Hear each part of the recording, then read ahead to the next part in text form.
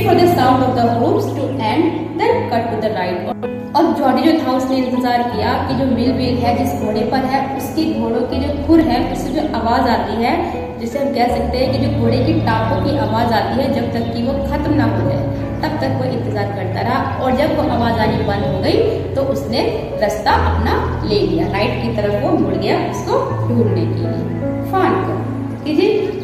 Still, और जो झाड़ियां थी वो अभी भी थी वहां पर। Only his own crackling of twigs sounded across the silence, और जंगल में शांति थी बिल्कुल। और जो आवाज थी तो वो किस चीज की थी? आवाज थी जब जो झाड़ियों को,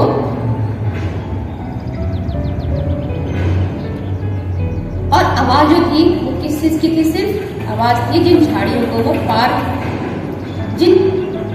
जिन झाड़ियों को, टहनियों को काट काट कर वो रास्ता बना रहा था, सिर्फ उन टहनियों के चरमराने की ही जैसे शांति थी। जॉडी जिन झाड़ियों को काट करके, टहनियों को साइड में कर करके जो रास्ता बना रहा था चलने के लिए, सिर्फ आवाज थी तो उन टहनियों के चरमराने की ही आवाज थी, उसके अलावा साइलेंस थी जंगल में। He wondered for an instant if he had mistaken his direction. अब थोड़ा सा वो आश्चर्यचकित भी था कि कहीं मैं गलत रास्ते पर तो नहीं हूँ, ठीक रास्ते पर हूँ या नहीं। इस चीज का भी उसको थोड़ा सा संदेह था। आगे क्या होता है देखते हैं। Then a buzzard rose in front of him. तभी क्या होता है, उसके सामने से ना एक बाज गुजरता है। बाज या गिद्ध कह लो, बजर्ड का मतलब होता है वो उसके सामने से गुजरता है फड़फड़ाते अपने पंखों को। And he came into the clearing under the oaks, और वो आ गया कहाँ पर? बलूत के पेड़ों के नीचे। यहाँ पर जो ओक है, ओक मतलब बलूत के जो पेड़ होते हैं उसके नीचे वो आ जाता है। Buzzard sat in a circle around the carcass of the door. अब वो जो हिरनी जहाँ पर उसका कंकाल पड़ा हुआ था ना, उस कंकाल के चारों ओर जो गिद्ध थे वो बैठे हुए थे, है ना। They turned their heads on their long sprawly necks and hissed at him. अब वो जो गिद्ध थे उन्होंने भी लंबी पतली गर्दनें जो थी उस पर से अपने सिर उठाए और फिर उसकी ओर फुंकारने लगे। He threw his bow at them and they flew into an adjacent tree. अब जो जॉडी था ना उसके हाथ में टहनी थी, तो वो टहनियां वो गिद्ध की तरफ देकर मारता है और उससे जो गिद्ध है वो क्या करते हैं, वो साइड के पेड़ पर जाकर बैठ जाते हैं। And the scent showed large cat prints, but the big cats killed fresh and they had left the door to the carrion birds. और यहाँ पर बताते हैं कि रेत फैला हुआ था, उस रेत में दिखाई दे रहे थे तो सिर्फ बड़ी बिल्ली बोला है। यहाँ पर बड़ी बिल्ली से मतलब शेर के लिए बोला है कि शेर के पंजों के निशान थे और साथ ही साथ गिद्ध के पंजों के भी निशान थे रेत पर। कहीं भी छोटे हिरण के बच्चे के वहां पर निशान नहीं थे। The scent showed large cat prints, but the big cats came fresh and they had left the door to the carrion birds. अब जो रेत पड़ा हुआ था वहां पर, उस रेत पर बड़ी बिल्लियों के यानी कि शेर के पैरों के निशान थे, है ना। और साथ ही साथ वो ये भी कहता है कि जो बड़ी बिल्लियां, जो शेर होते हैं वो कभी भी मरा हुआ पहले से नहीं खाते, वो ताजा शिकार करते हैं और उसी को खाते हैं। तो जॉडी यहाँ पर कहता है कि जो हिरनी थी ना उसको शेरों ने छोड़ दिया था, उसको किसके लिए? घिनौने पक्षियों के लिए, है ना। कैरेट का मतलब होता है घिनौने। He parted the grass at the place where he had seen the fawn. और उसने क्या किया, घास को थोड़ा सा क्लियर करके रास्ता वहां से बनाया हटा के, और the place where he had seen the fawn, और उसने घास को हटा के वहां से थोड़ा रास्ता बनाया जहाँ पर कि उसने हिरण को देखा था। It did not seem possible that it was only yesterday. और उसको ये यकीन नहीं हो रहा था कि ये कल की ही बात है। The fawn was not there, और जो fawn था वहां पर नहीं दिखाई दिया उसको। He circled the clearing, और वो इधर उधर चारों ओर घूमता है वहां पर, है ना। There was no sound, no sign. वहां पर ना तो कोई आवाज थी, ना ही कोई निशान थे उस fawn के। The buzzards clapped their wings, impatient to return to the business. अब वहां पर दिखाई दिए तो क्या, सिर्फ गिद्ध या फिर बाज जो कि अपने पंखों को फड़फड़ा रहे थे और इधर उधर वहां पर घूम रहे थे। ठीक है, वो बेताब थे अपने बिजनेस पर, यानी कि अपने काम धंधे पर जाने के लिए। अब काम धंधा क्या था उनका? मरे हुए जानवरों को खाना, अपनी भूख को शांत करना। ठीक है। He returned to the spot where the fawn had emerged and dropped on all fours, treading the sand with the small hoof prints. अब जो जॉडी था ना वो क्या करता है, वो उसी जगह पर पहुंच जाता है जहाँ पर कि उसने फान को देखा था, उसको ढूंढने के लिए, है ना। अपने हाथ पैरों पर वहां पर वो गिर जाता है। यहाँ पर ड्रॉप ऑन ऑल फोर्स का मतलब है अपने हाथ पैरों पर गिर जाना, मतलब कि लेट जाता है रेत पर, है ना, और ढूंढता है निशानों को, किसके, फॉल के छोटे छोटे हूफ्स के निशानों को।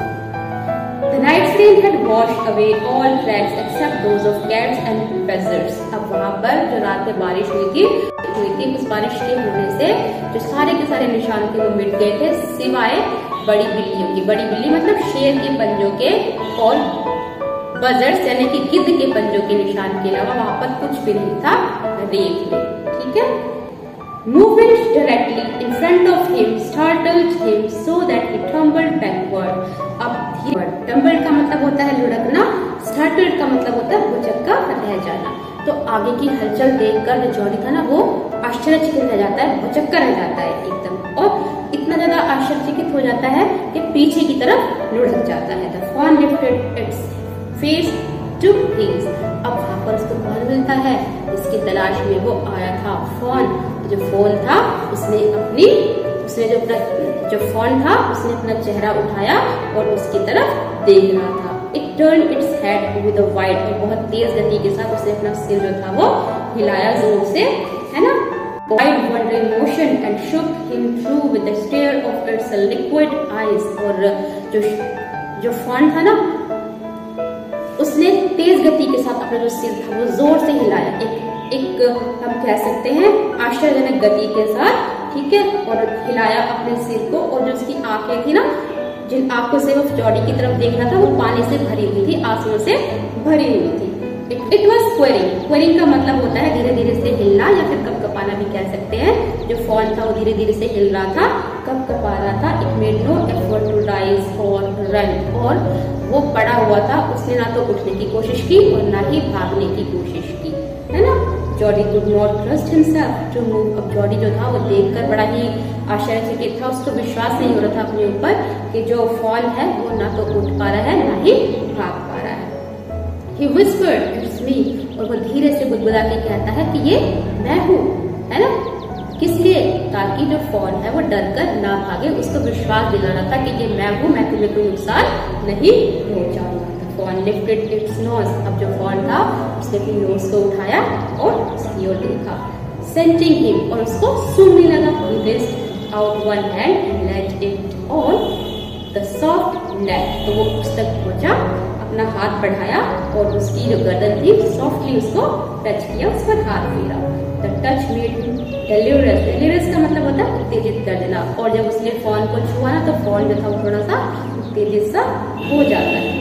He moved forward on all fours until he was close beside it.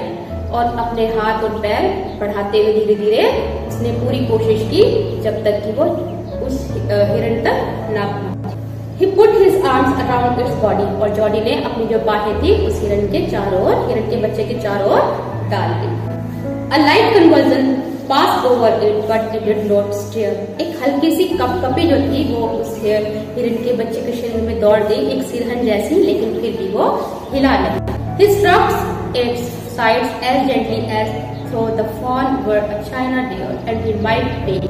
अब जो fawn था ना उसको धीरे धीरे से सहलाया जॉनी ने, है ना, इस तरीके से कि इसको कोई हार ना हो, जैसे कि ये कोई एक चाइना मिट्टी का बना हुआ हिरण है, अगर उसने थोड़ा सा भी हिरण हाथ कर दिया तो वो टूट जाएगा। तो बड़े ही प्यार से उसको सहलाता है। स्ट्रक का मतलब होता है सहलाना। Its skin was very soft, और जो उसकी स्किन थी वो बहुत ही कोमल थी, है ना। It was sleek and clean and had a sweet scent of grass, और बहुत ही चिकनी थी, साथ ही साथ चमकीली थी, सुंदर थी, साफ थी, और उसमें से भीनी भीनी खुशबू आ रही थी घास की।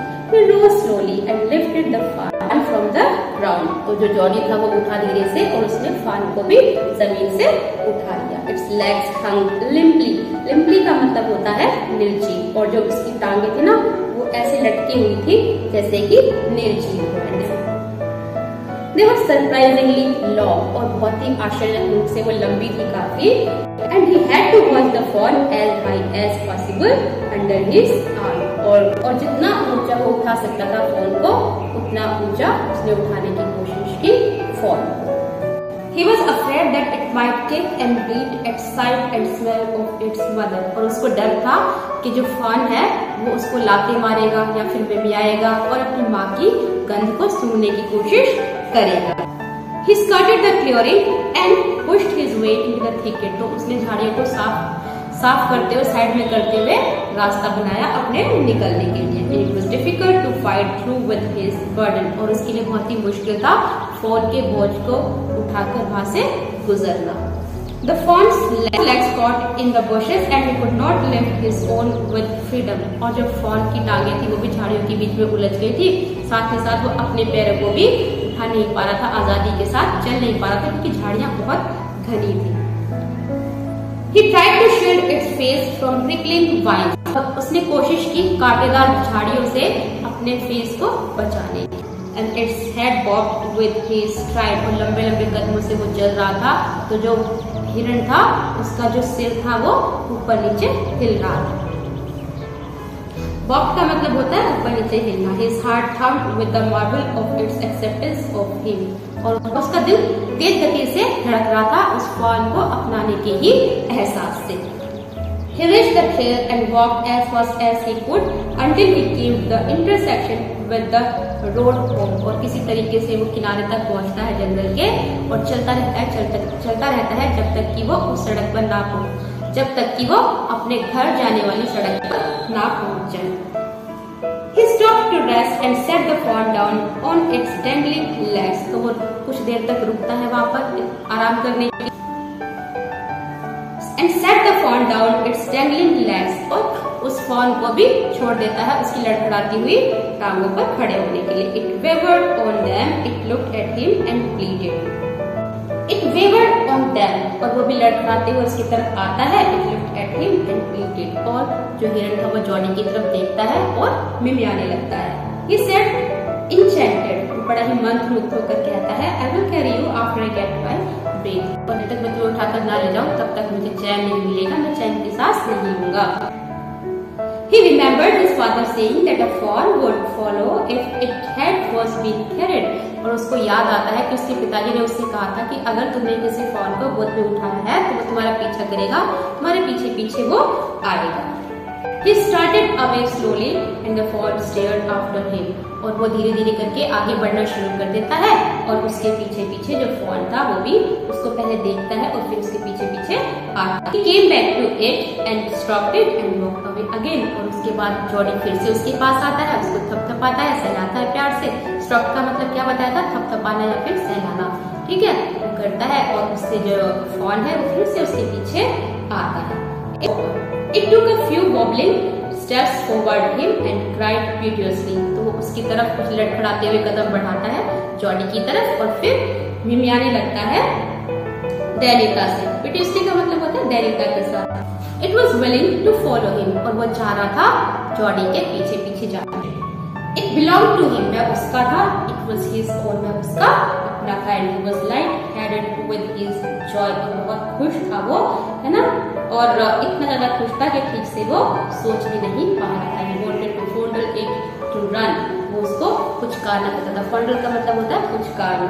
To run and romp with it. उसके पीछे भागना चाहता था, उसके साथ खेलना चाहता था। To call him to come to him. उसको बुलाना चाहता था घर चलने के लिए।